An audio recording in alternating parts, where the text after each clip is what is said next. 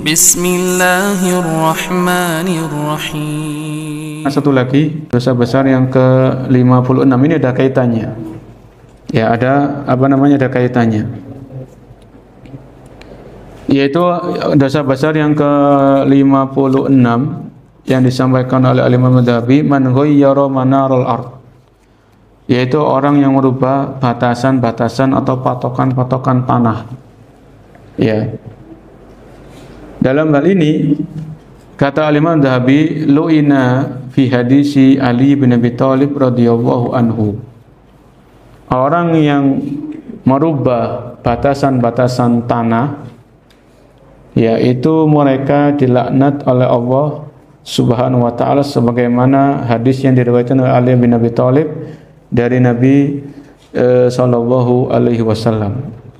Hadisnya yaitu Nabi bersabda, la'anallahu man dabaha li ghairillah.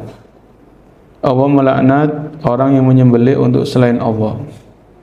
La'anallahu man ghayyara tukhumal ardi. Allah melaknat orang yang merubah patokan atau batasan-batasan tanah. La'anallahu man kamahul a'ma anis sabil. Ya, Allah melaknat orang yang menyesatkan orang yang buta dari jalan yang benar. Kemudian Nabi melanjutkan, la'anallahu man sabba walidayhi. Allah melaknat orang yang mencela kedua orang tuanya. Ya. Kemudian Nabi melanjutkan, la'anallahu man amila qauma Lut. Allah melaknat orang-orang yang melakukan seperti perbuatannya kaumnya Nabi Lut. Ya. Maka dalam hadis ini Nabi menyebutkan beberapa orang tadi ya. Di antaranya adalah yaitu Allah melaknat orang yang mencela kedua orang tuanya. Maksudnya bagaimana? Apakah ada seorang anak mencela orang tuanya? Kalau zaman Nabi mungkin nggak terbayang ya, karena orangnya baik-baik. Tapi zaman kita ada. Ya, jangankan mencela, membunuh orang tuanya kan ada. Naudzubillah. Ya. Maka maksudnya dalam hadis ini, la'anallahu man sabba walidayhi, yaitu Allah melaknat orang yang mencaci maki kedua orang tuanya. Kalau di zaman dulu, misalnya A mencaci maki orang tuanya si B, kan begitu. Si B balas mencaci maki orang tuanya si A. Berarti tidak salah langsung si A mencaci maki orang tuanya. Ini maksudnya. Kalau zaman itu dulu seperti itu. Atau zaman kita masih terjadi hal seperti itu juga. Ya. Jadi A dan B ini ada pertengkaran, perselisihan, ada nggak kecocokan. Kemudian orang tuanya dilibatkan, si A mencaci maki, menghina orang tuanya si B nggak terima, orang tuanya dihina, dilecehkan, akhirnya dia membalas menjelek-jelekkan orang tuanya si A. Ya, maka di sini si A tidak secara langsung dia telah mencaci maki orang tuanya karena dia menjadi sebab. Ya, dia menjadi sebab si B mencaci maki orang tuanya si A tadi. Ya. Ini masuk dari ancaman ini, la'anallahu man sabba walidayhi. Allah melaknat orang yang mencaci maki kedua orang tuanya. Ya. Dan juga la'anallahu man ghayyara manarul ard. Yaitu Allah melaknat orang yang merubah batasan-batasan tanah. Ya. Maksudnya batasan-batasan tanah itu mengubah atau melebihkannya dari batas yang seharusnya. Jadi kalau jual beli tanah itu kan sudah ada batasan-batasannya. Panjangnya sekian meter, lebarnya sekian meter, ini harus jelas. Kalau ada orang yang dia nggak paham Islam, jauh dari ajaran Islam, maka orang ini akan merubah, ditambahi, ya dilebarkan. Ya, ini dosa besar. Dan itu juga bentuk kezoliman. Ya, itu dosa besar dan juga itu bentuk kezoliman kepada saudara kita. Karena kita telah mengambil tanah orang lain dengan kita tambahkan batasan-batasan tadi. Ya. Dalam hadis yang lain Nabi menyebutkan maniqtata ashibron minal ardi bi ghairi haqqin tawaqahu yaumal qiyamati min sabi ardin. Dalam hadis yang lain Nabi mengatakan, Nabi bersabda, barang siapa yang mengambil sejengkal tanah orang lain tanpa hak, maka dia akan dikalungkan tanah itu di hari kiamat sebanyak 7 bumi, dikalungkan, disiksa. Ini sejengkal, apalagi sampai 1 meter. Wah, ini tambah ngeri lagi. Ya. Ini ada juga yang menjelaskan ya, orang yang merubah tanda-tanda batasan ini adalah misalnya tanda-tanda tanah haram yang diharamkan di sana membunuh hewan buruan, diharamkan menebang pohon. Jadi kalau kita ke Makkah itu kan ada tanah-tanah haram yang di situ nggak boleh berburu, nggak boleh memotong tanamannya.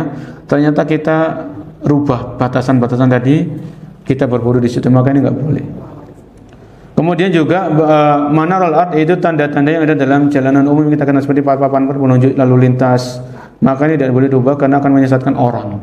Termasuk merubah batasan-batasan ini, walaupun yang umum adalah yang pertama ya, kalau kita beli tanah kemudian kita rubah, maka ini dosa besar. Atau tanah kita ukurannya segini, kemudian ini ada jalan umum, fasilitas umum, ternyata tanah kita majukan, ini juga nggak boleh, karena ini zalim kepada orang banyak. Ini kan fasilitas, ini jalan umum, ternyata tanah kita majukan, pagernya kita majukan sampai makan tanah jalan tadi, ini juga kezaliman dan ini termasuk dosa besar. Ya, ada juga penafsiran merubah tanah, merubah batasan-batasan ini seperti merubah petunjuk-petunjuk papan-papan lalu lintas. Ya, papan-papan lalu lintas kita iseng-iseng kita rubah. Surabaya arah kanan kita rubah ke kiri. Ini kan ngawur. Ini juga termasuk ancaman di sini. Ya, ini ada di antara tafsir para ulama seperti itu. Ya, merubah papan-papan penunjuk jalan atau papan-papan penunjuk lalu lintas. Ini kalau kita rubah, ini akan menyesatkan orang. Ya, membuat sulit, membuat susah orang lain. Ya. Mungkin ini bisa kita bahas pada kesempatan pagi hari ini, karena dosa besar ke-57 ini agak panjang pembahasannya tentang berkaitan dengan akidah kita kepada para sahabat. Ya. Jadi pertemuan ini kita membahas 4 dosa besar 53, haramnya memakai kain sutra dan emas bagi kaum laki-laki muslim. Kemudian dosa besar ke-54, seorang budak yang lari dari majikannya. Dosa besar ke-55, menyembelih untuk selain Allah, ya, dengan menyebut nama selain Allah dan merubah batasan-batasan tanah. Mungkin ada yang menambahkan atau ada yang mau tanya, kita persilakan. Oke. Gigi, ada orang yang pakai gigi emas dan perak itu masuk juga. Iya, kalau memakai gigi dari emas, ini wallahu a'lam Bu ya. Yang pertama itu kalau emas itu kan kalau bagi perempuan kan boleh untuk perhiasan. Ya, emas itu boleh untuk apa? Perhiasan. Bagi wanita. Apakah gigi itu termasuk perhiasan, kan seperti itu? Ya. Saya wallah alam, saya belum tahu apakah gigi itu boleh, tapi sekedar itu kan membuang-buang harta juga. Toh emas ini kan bisa digunakan untuk hal yang lain yang lebih bermanfaat, atau emas itu bisa dijual untuk hal-hal yang bermanfaat, berinfak jalan Allah. Ya. Jadi yang saya tahu itu hanya untuk perhiasan. Adapun untuk gigi, yang saya pahami gigi ini kan bukan untuk perhiasan. Nah, termasuk gelas kan? ya, jadi kalau tadi jelas, kalau hadisnya Hudzaifah mengatakan kami dilarang oleh Nabi menggunakan wadah ini ya, peralatan makan dan minum yang terbuat dari emas dan perak. Ini jelas hadisnya. Kalau yang gigi ini belum. Kalau kita punya sawah atau tanah atau ladang, kemudian dikontrak, disewa sama petani atau orang yang akan menanam tembakau. Ya, misalnya tembakau ini digunakan untuk rokok, kan begitu. Ya. Sebagai kehati-hatian saja, ini bentuk kan yang jelas, yang halal kan jelas, yang haram itu jelas. Antara yang halal dalam ini ada perkara-perkara yang samar. Ya. Innal halala bayyin wa innal harama bayyin. Nabi mengatakan sesungguhnya yang halal itu jelas, yang haram itu apa? Jelas. Wa bainahuma umurun mustabihat. Di antara yang halal dan yang haram ini kan ada perkara-perkara yang masih remang-remang, yang samar-samar hukumnya boleh atau tidak. Ya, hukumnya boleh atau tidak. Jadi kalau kita ragu, ini maksudnya ragu ini kita punya tanah nganggur, sawah nganggur, ada orang yang sudah mau menyewa, mau mengontrak, tapi kita tahu orang ini ngomong, dia rencananya saya akan mau menanam tembakau di sini. Ini kan saya sendiri ragu ini boleh apa enggak. Lebih baik kita tinggalkan dulu, jangan diterima dulu. Sewanya jangan diterima. Sampai betul-betul nanti kita tahu ada seorang ulama ahli ilmu, oh ini enggak masalah, oh ini enggak apa-apa. Jadi minimal untuk saat ini hal-hal yang syubhat. Ini boleh apa enggak? Ya, karena rata-rata ini kan tembakau ya larinya ke rokok. Mungkin nggak tahu kalau ada hal yang lain ya, tembakau ini untuk selain rokok saya belum tahu. Ya minimal ini masih ragu, masih perkara-perkara yang syubhat.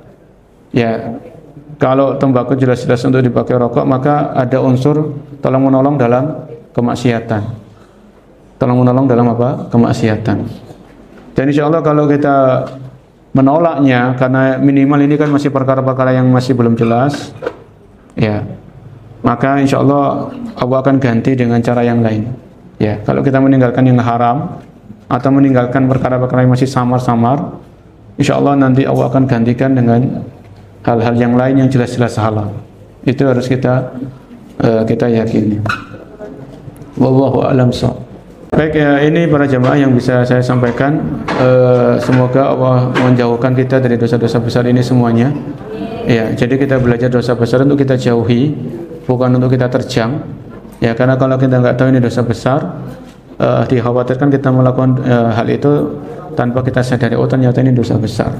Ya, ini yang bisa saya sampaikan. Insya Allah kita lanjutkan di bulan depan dengan pembahasan kitab Al-Kabair. Kurang lebihnya saya mohon maaf apabila ada yang benar datangnya dari Allah, apabila ada yang salah dan keliru maka karena kekurangan ilmu kami dan dari syaitan kami memohon ampun kepada Allah Subhanahu wa taala. Kita akhiri subhanallahi wa bihamdik asyhadu an la ilaha illa anta astaghfiruka wa atubu ilaik. Wabillahi taufiq wal hidayah. Wassalamualaikum warahmatullahi wabarakatuh.